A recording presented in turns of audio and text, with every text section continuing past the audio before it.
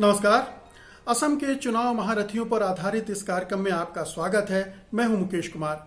दोस्तों, आज हम इस कार्यक्रम में बात करने जा रहे हैं कांग्रेस के नेता गौरव गोगोई की, जो कि लोकसभा के सांसद हैं, लोकसभा में कांग्रेस के उपनेता भी हैं, असम के पूर्व मुख्यमंत्री तरुण गोगोई के पुत्र भी हैं। लेकिन उन पर बातचीत करने से पहले मैं कुछ चीजें आपसे शेयर करना चाहता हूं। और सबसे पहली बात तो ये कि कांग्रेस पार्टी ने असम के चुनाव में अपनी तरफ से किसी भी नेता को भावी मुख्यमंत्री के तौर पर प्रोजेक्ट नहीं करने का फैसला किया है। और आप समझ सकते हैं कि इस फैसले की क्या वजह हैं। पहली वजह तो यही है कि असम में कांग्रेस के पास कोई एक ऐसा चेहरा नहीं है जो पूरे राज्य की जनता को अपील कर सकता हो, जिससे पूरे राज्य की जनता कनेक्ट करती हो और उसके नाम से कांग्रेस को वोट मिल जाए।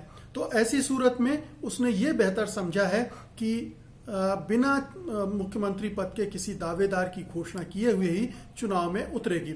इसके अलावा दूसरी समस्याएं भी हैं कांग्रेस के सामने कि इस पद के दावेदार, भावी मुख्यमंत्री पद के दावेदार उसके यहाँ कई हैं। गौरव गोगोई तो उनमें से एक हैं, लेकिन इसके अलावा जो पार्टी के प्रदेश अध्यक्ष हैं रिपुन बोरा भी दावेदार हैं। उन्होंने बाकायदा अपने दावे की घोषणा भी की है। इसके अलावा प्रद्युत बोरदोलोई हैं जो कांग्रेस के सांसद हैं।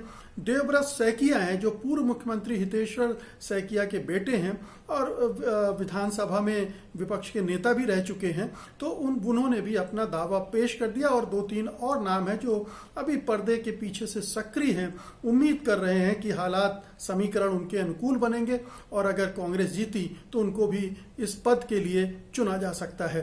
तो कुल मिलाकर इस स्थिति में अब कांग्रेस के सामने कोई एक नेता नहीं था जिसकी वजह से उसने किसी को प्रोजेक्ट नहीं किया है। लेकिन ये जो दावेदार हैं उनमें एक आपस में एक होड़, एक रेस तो चल ही रही है और इस रेस में गौरव गोगोई सबसे आगे दिख रहे हैं। उसकी वजह है, पहली वजह तो यही है कि वो किसी बाकी नेताओं के मुकाबले ज़्यादा जाना पहचाने चेहरे हैं। उनके पिता असम के 15 साल तक लगातार मुख्यमंत्री रहे हैं और जाहिर है कि अपने पिता की वजह से उन पर भी फोकस रहा है, उसका उनको फ़ायदा मिलता रहा है। उसी के बेसिस पर वो लोकसभा के लिए चुने गए हैं और उसी के बेसिस पर जनता उनको जानती है। और अपनी तरफ से गौरव गोगोई ने भी कोशिशें की है कि जनता के साथ उनका एक कनेक्ट बने, तादाद में बने, उसकी कोशिश वो करते रहे हैं। खास तौर पर पिछले साल जब नवंबर में उनके पिता की मृत्यु हो गई, उसके बाद उन्होंने असम की राजनीति में, प्रादेशिक राजनीति में ज़्यादा सक्रियता दिखाई। इसके पहले वो केंद्र की राष्ट्रीय राजनीति में सक्रिय थे, लोकसभा में वो अत्यधिक सक्रिय थे, उपनेता के तौर पर भी। और इसके अलावा भी वो अपने मुखर वक्तव्यों के कारण वो विवादों में भी रहे, लेकिन अपने तेवर की वजह से उनकी एक पहचान भी बनी है। तो गौरव गोगोई इन तमाम नेताओं के बीच रेस में सबसे आगे हैं, इसलिए हम समझते हैं कि वो भी एक महारथी हैं। और इस चुनाव में अगर कांग्रेस इतनी सीटें ला पाती है अपने सहयोगी दलों के साथ कि सरकार बना सके, तो हो सकता है, हालांकि गौरव गोगोई की उम्र अभी बहुत कम है, वो केवल 38 साल के हैं, उनका अनुभव भी बहुत ज़्यादा नहीं है, लेकिन इस समय युवा नेताओं की एक लहर सी चल रही है और कोई आश्चर्य नहीं होगा कि अगर गौरव गोगोई को ये मौका मिल जाए।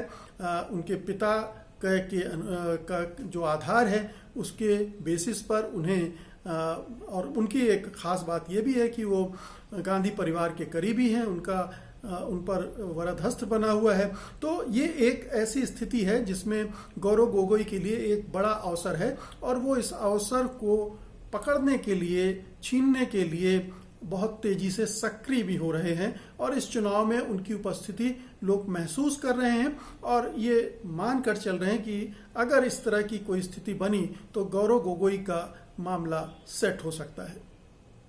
आइए अब थोड़ी सी गौरव गोगोई की पृष्ठभूमि पर नजर डाल लेते हैं।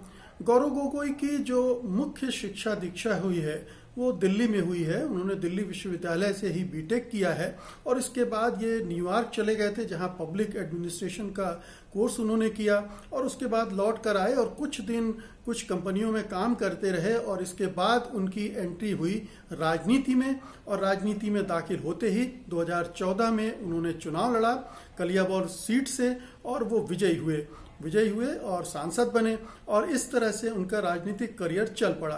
2019 में भी वो चुनाव लड़े और जीते और लोकसभा में उनको उपनेता बनाया गया। लोकसभा में जैसा कि मैं पहले भी बता चुका हूं कि वो लगातार सक्रिय रहे हैं, अपने तेज तर्रार भाषणों के जरिए भी सक्रिय रहे हैं। गोगोई की चर्चा उनकी पत्नी की वजह से भी होती है, क्योंकि उनकी पत्नी जो एलिजाबेथ गोगोई हैं वो दरअसल ब्रिटेन की नागरिक रही हैं। अब तो वो हिंदुस्तान में ही रहती हैं, उन्हीं के साथ रहती हैं, लेकिन उनकी वजह से भी वो चर्चा में रहे हैं। काफ़ी मिलनसार स्वभाव के हैं गौरव गोगोई, लोगों के साथ उनका जुड़ाव है। अपर असम क्षेत्र से जहाँ से वो आते हैं, ऊपरी इलाकों से, वहाँ उनकी एक फॉलोइंग है। ख़ासतौर से पिता के द्वारा जो बनाया गया उनका एक आधार है, जनाधार है, वो उनसे जुड़ा हुआ है।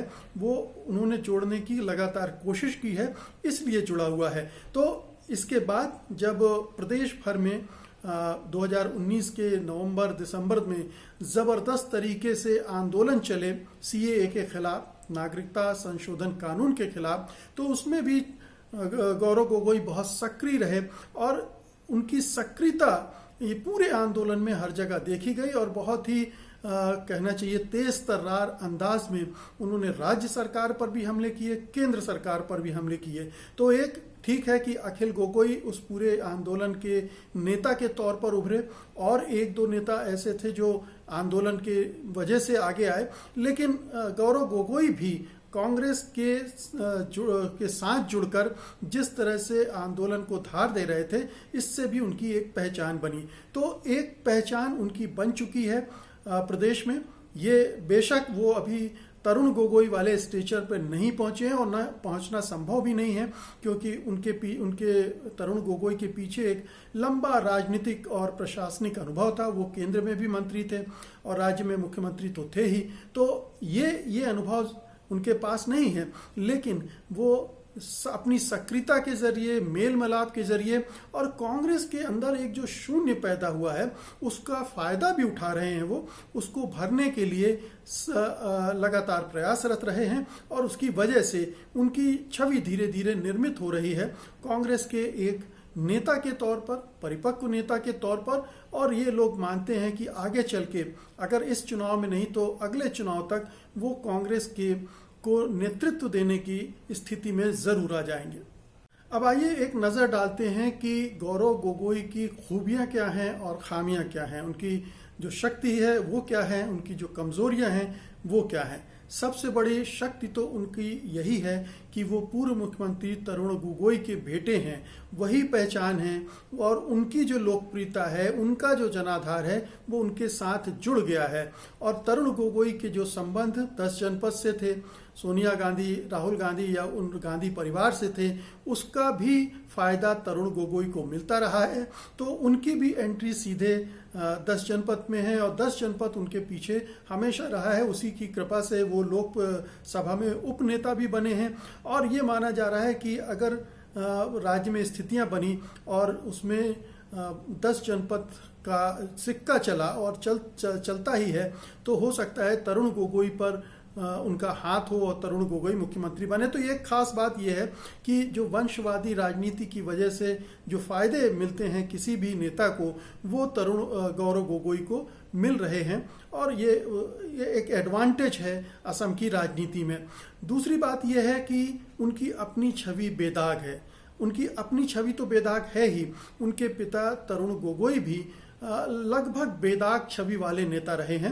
उन पर कभी कोई गंभीर आरोप नहीं लगे हैं, अगर कुछ आरोप लगे भी तो कभी सिद्ध नहीं हो पाए हैं। और असम में उन्हें एक तरह से फादर फिगर के तौर पर भी देखा जाता रहा।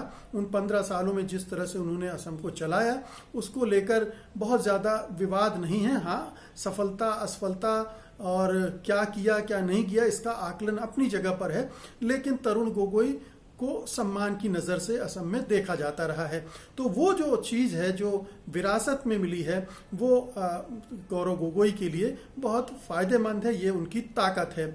दूसरी बात यह है कि जो दूसरे दावेदार हैं मुख्यमंत्री पद के कांग्रेस की तरफ से हो सकते हैं, उनमें उतनी अपील नहीं है जनता को लेकर, जनता में उनको लेकर उतना आकर्षण नहीं है, उनको सम्मोहन नहीं है और ना ही वो उतने लोकप्रिय हैं जितने कि गौरव गोगोई। और गौरव गोगोई का पैन असम में एक कहना चाहिए कि एक पहचान है जिसका फायदा उनको मिल सकता है। तो ये एक पहचान का मामला है।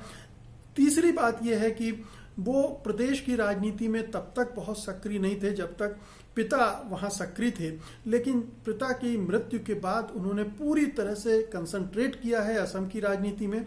और चूंकि ये चुनाव का दौर था इसलिए उन्होंने चुनाव के दौरान पूरे राज्य भर में दौरे किए, लोगों से मिले और सीए के आंदोलन के दौरान, जैसा कि मैंने पहले कहा, अत्यधिक रूप से सक्रिय रहे।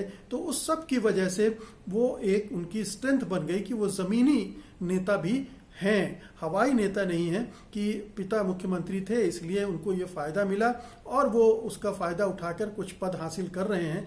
वो एडवांटेज तो है, लेकिन उन्होंने अपनी तरफ से भी मेहनत की है। एक फ़ायदा और है कि वो गांधी परिवार के करीबी हैं, जैसा कि मैं पहले कह चुका हूं, और इसका मुख्यमंत्री के चयन के समय उनको लाभ मिल सकता है। उनकी खामियां क्या हैं? सबसे बड़ी खामी तो ये है कि वो बहुत अभी कम उम्र के हैं। 38 साल की उम्र राजनीति में बहुत नहीं मानी जाती है, हालांकि इससे बहुत कम उम्र में भी मुख्यमंत्री बने हैं। असम में ही प्रफुल्ल महंतो बहुत ही कम उम्र में असम के मुख्यमंत्री बन गए थे। 1985 में जो असम समझौता हुआ तो उसके बाद इसी तरह से अखिलेश यादव बहुत कम उम्र में बने हैं। तो ऐसे बहुत सारे नेता हैं जो कम उम्र में मुख्यमंत्री पद संभाल चुके हैं। तो लेकिन इसके बावजूद जो दूसरे नेता थे उनके बनने की वजह दूसरी थी। अब ये इनके मुख्यमंत्री बन सकने की अगर कांग्रेस जीतती है तो क्या वजह होगी वो देखना पड़ेगा, लेकिन अभी ये एक कमजोरी उनकी सामने आ रही है। अनुभव की भी उनमें कमी है क्योंकि अभी तक उन्होंने कोई बड़ा प्रशासनिक पद नहीं संभाला, कहीं मंत्री नहीं रहे हैं, तो सरकार चलाने का कोई अनुभव उनके पास नहीं है। फिर प्रदेश अध्यक्ष रिपुन बोरा से उनको कड़ी चुनौती मिल सकती है क्योंकि जो टिकटों का बंटवारा है उन सब में भी उनकी भूमिका कहीं ज़्यादा रही है। तो इस मामले में अगर चुने हुए विधायकों से रायशुमारी कराई गई तो उसमें हो सकता है गौरव गोगोई के लिए दिक्कत पैदा हो जाए। हालांकि इस चुनाव में भी गौरव गोगोई की भूमिका महत्वपूर्ण रही है। एक तरफ वो मैनिफेस्टो कमेटी के अध्यक्ष रहे हैं तो मैनिफेस्टो को आकार देने में उनकी भूमिका रही है, और दूसरी तरफ जो चुनावी कैंपेन है उसमें भी वो बहुत महत्वपूर्ण भूमिका निभा रहे हैं। लेकिन ये कई बार राजनीतिक परिस्थितियों पर निर्भर करता है कि आप कम अनुभव और कम उम्र के बावजूद एक बड़ी उपलब्धि हासिल कर लेते हैं।